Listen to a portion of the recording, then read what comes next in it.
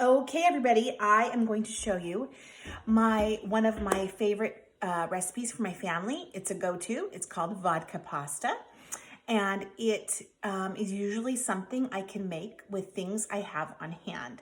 So I almost always have a pound or 2 or 3 of frozen pork, ground pork.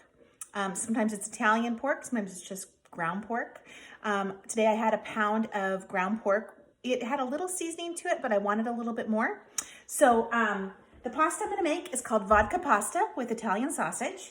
So I took my sausage out of the freezer, put it into the cast iron skillet, and just browned it up. I love cast iron because it gets meat really brown, whereas a non-stick skillet will not get meat as brown. So I just browned it up. I didn't put any oil in or anything. There was enough fat in the sausage to get it all brown. I did add a little bit of Italian herbs to give it some good spice. So that's browned up. That's sitting there. I have a pound of penny pasta. I always have that in my pantry. I am boiling that up. I'm gonna cook that up till it's just al dente, so it's not super soft. It just has a little bit of a bite to it when you bite in. It's not soggy and soft. So I'm gonna cook that up, and that's usually about 5 minutes, maybe 5 minutes cooking. And that's working itself out, getting done.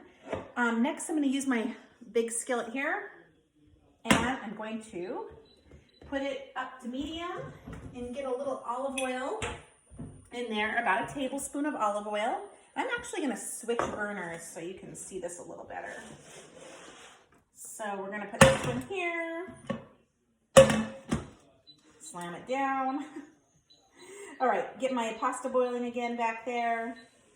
And I'm gonna get my olive oil heated up. First thing we're gonna do is brown a little garlic. I often chop fresh garlic, and I often use already minced garlic. So my kind of the way I decide what I'm gonna use is if I'm cooking something up, and that garlic flavor doesn't need to be super fresh, then I use my jarred garlic. If I'm making like a salad dressing where I'm using fresh garlic, I want the very best taste. So I'm gonna use fresh garlic because it's being eaten raw. Like I wouldn't use this in a salad dressing or in a sauce that isn't getting cooked up. That's just my own preference. So about a teaspoon of garlic. Now garlic you have to watch because it will start to burn very quickly. And I'm actually just gonna use the same spoon. This will take like 1 minute, okay? So I'm browning up. It's starting to smell really good. And here's the good part. I'm gonna take my vodka. I'm gonna pour in about half a cup.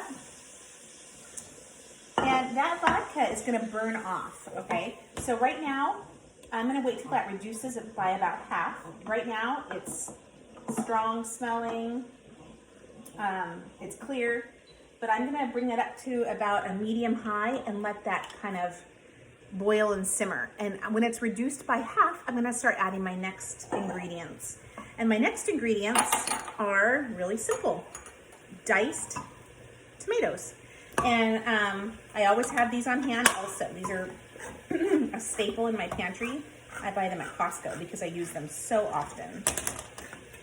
So I'm gonna drain them. And the reason is, sometimes you use recipes that you want all that juice, but sometimes you use recipes that you really don't want all that juice. And today, I don't want all that liquid. You can use petite diced, you can use large diced, whatever, doesn't matter. And if you like a lot of tomatoes, use 3 small cans. If you are, if you prefer tasting more of the pasta at the front, then 2 cans. We like the tomatoes, but I don't want it super tomatoey. Now, I hate throwing things out. I am definitely like frugal. So that juice, I'm gonna save for a soup. I'm gonna save it for, I would even throw it in a smoothie. I'm not opposed to that. I might freeze it in ice cube trays if I'm not gonna use it right away, and then I have it. Okay, So my vodka pasta, or my vodka, has already reduced by almost half. You can't see it really well, but it's pretty much reduced by half. So now that it's done that, I'm gonna throw my drained tomatoes in there, and I have a few more I didn't get out. So all my drained tomatoes are in. And what's gonna happen is that garlic and those tomatoes are gonna fuse together and make a really, really good sauce. I'm also going to add some chili peppers. Now, if your family doesn't like spice, be really, really frugal with these, but I'm gonna add, maybe 1/4 teaspoon of crushed red chili peppers. They add great flavor. I'm also gonna grab my salt and pepper and make sure to season as I go. I mean, that's about 1 teaspoon of salt, maybe 1/2 teaspoon of pepper. I do always use kosher salt and coarsely ground black pepper for all my cooking, Okay, so this is gonna simmer, and you see how it's kind of liquidy? I want a lot of that liquid to evaporate. So we're gonna just keep cooking that down, and that's gonna take about 15 minutes, maybe 10. And while that's happening, I'm gonna check my pasta here. Okay, my pasta is totally ready. So I'm gonna just take one out and check it. So it's got a little bit of a dense feel to it. It's not super soggy, and that's al dente. Okay, I'm gonna drain this off, and I'll be right back.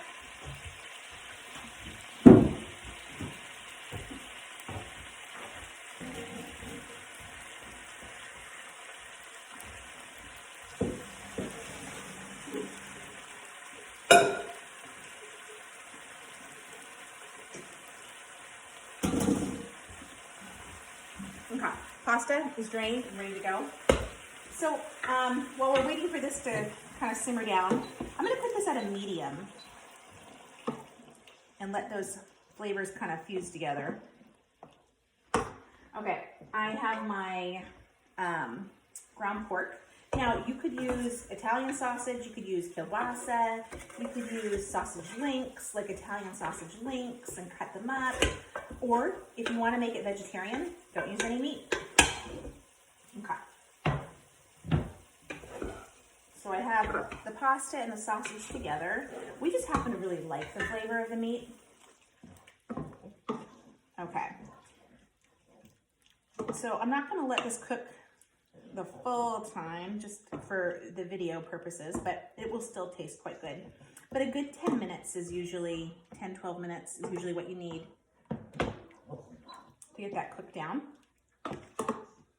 Now, something about this meal, it freezes really well, so you could make a whole batch and use half for dinner and freeze half. So it freezes really well. You can freeze it in a big Ziploc gallon bag or in an aluminum tin. It also, to me, this pasta is almost better the next day. I love it warmed up. My family loves it warmed up. One batch of it serves my family for a full meal, and there's pretty much almost never any left. Okay, so now I'm gonna add my pasta and meat to this pan. And I'm gonna stir it up well. And here's the best part.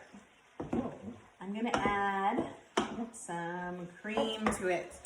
And what you want is heavy cream, which, oh my goodness, I'm gonna have to run out and get it. Be right back.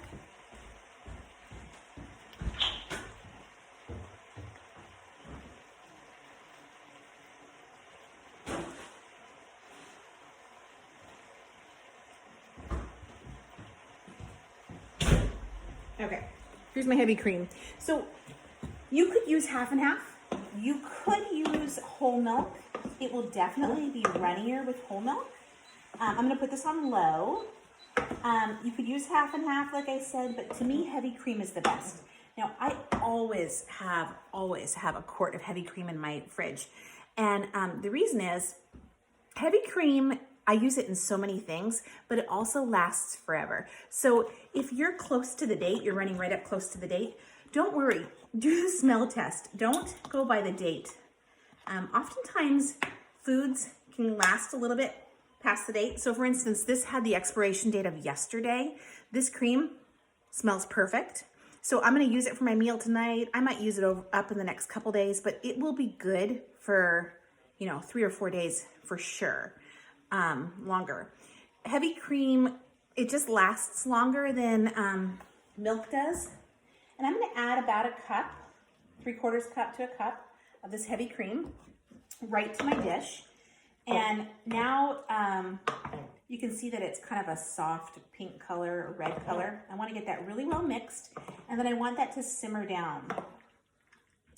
Now, you might look at your meal at this point and go, oh, I'd like a few more tomatoes in there. Go ahead and add an extra can if you want.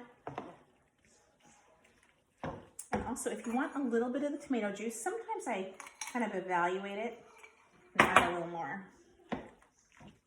So let this simmer down for about 2 minutes, and you're going to get rid of a little bit of that liquid, and you're going to have this beautiful creamy sauce. Make sure to taste it as you go. Get a clean spoon or fork. Taste it as you go. I'm going to use this one here. And see what it needs. So it needs a little bit more salt and a little bit more pepper. And then you can add fresh parsley if you have it, or if you have dried parsley, add that for color. So this is probably my family's favorite go-to meal. I always have this stuff in the cupboard. And it's usually a real winner with guests too. So I'm making it tonight. Anyways, share your favorite go-to recipes, the things that you kind of always have the stuff in the cupboard for. So I'd love to see them. Okay, see ya.